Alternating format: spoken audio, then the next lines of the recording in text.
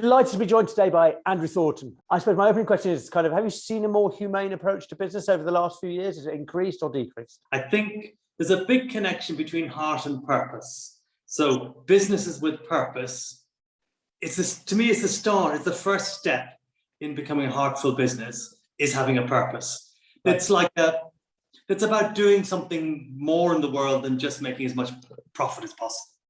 So I think there is a move towards it, and it's a bit of it's both directions. So on one hand, there is definitely a move towards that.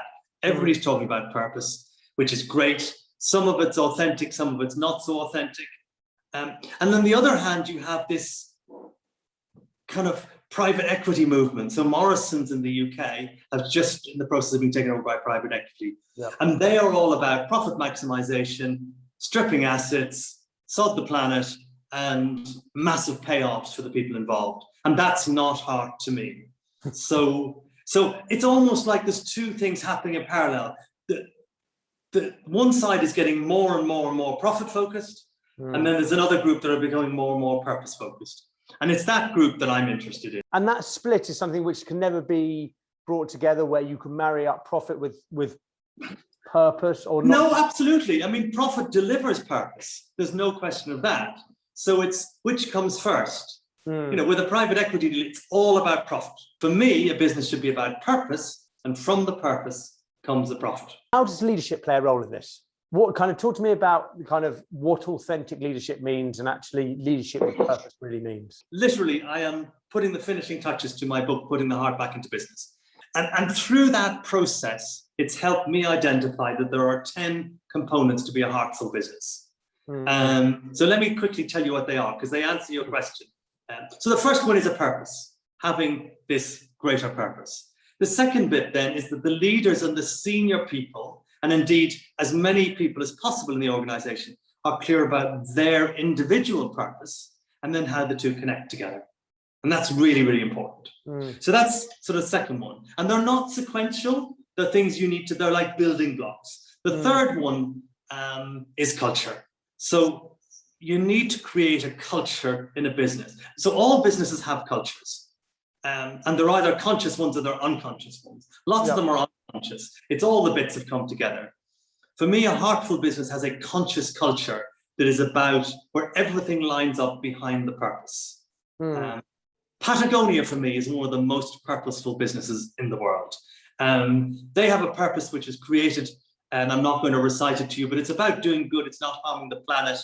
That since it was founded in 1973. So everything Patagonia do lines up behind that purpose, and their culture lines up behind that. So that's number 3 on the list. Number 4, I call ways of being. Some people call it values. We, in the supermarket I've just sold, Thornton's Budgeons, we call it heart sets. So there are a set of principles that define how we, as a group of humans in a company, are to deliver the purpose. Then the next bit, number 5 component, is that the leaders have to model those ways of being.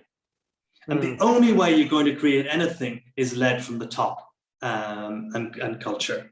And one of the leaders I really admire in the UK is Dave Lewis, the former CEO of Tesco. Yes. Who I've got to know quite well through all the plastic-free stuff we've done. And I interviewed him for the book.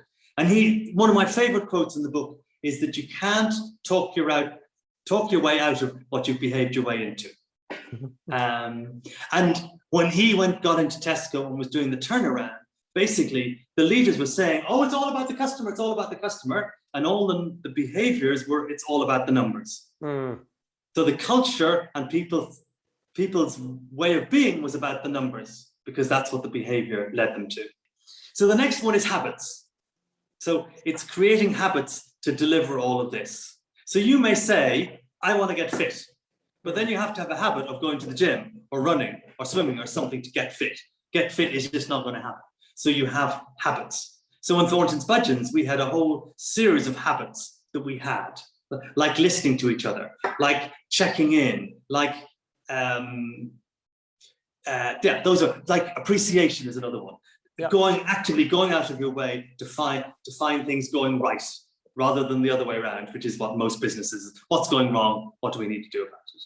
Number 7 then is self-awareness. So as leaders, you need to be aware of what makes you tick, what makes you behave the way you do. And with that awareness, you have choices about how you act, if it makes sense to you. So that's number 7. Number 8, one of the most critical ones, although they're all critical, is psychological safety. So Google did a study a number of years ago, 5-6 years ago, where they looked at what differentiated the teams in Google that were the most effective versus the least effective. And the number 1 differentiating was psychological safety. So basically, if you feel safe, so you and I work together, if we feel safe with each other, safe to be vulnerable with each other, and safe to expose a bit of ourselves, then we create a psychological safety culture. The opposite of that is a fear-based culture, where you're my boss, I'm terrified of you. I'm kind of, you're such a terrifying person, Nick, that I wish. I'm thinking, I'm going to trot an eggshell and be really careful. Well, I better not say that to Nick, no, that might upset him. So that's the opposite of psychological safety. Then, with all those 8 things in place, people can be authentically themselves. And this is this thing about authentically. So all of the above is about authentic leadership, which creates the space to do that. And the final component then is what we call the win-win, I'm okay, you're okay culture. And that is the opposite of the win-lose. Yeah. It's the opposite of Donald Trump's view of the world. His view of the world is I win, you lose, or you win, I lose. But actually, all of this is about creating win-win, and a sort of I'm okay, you're okay. So in the old scenario where you're my terrifying boss, then you're okay, but I'm not okay, because I'm having to be subservient to you. So that's the magic formula. For those people who are starting up a business, or kind of they've got their business going and they're rebuilding it after the last year, or even they're soaring to success already, but what they're looking at is translating their purpose into a successful or more successful business. Have you got a top tip or one thought they can take away from this? The one thought is think very carefully about the culture you're going to create. So how can you create a culture that really lives your purpose from a day-to-day basis? So, one thing I keep on being asked at the moment is with greenwash, how do you stop customers thinking, how do you convince your customer that you're not greenwashing? And for me, it's about that is having everything lined up behind your purpose and your culture. So at Thornton's Budgets, we were never accused of greenwashing, never once, because everything we did lived around our purpose, which was we are the community supermarket that really care about people and planet. I doubt Patagonia have ever been accused of greenwashing.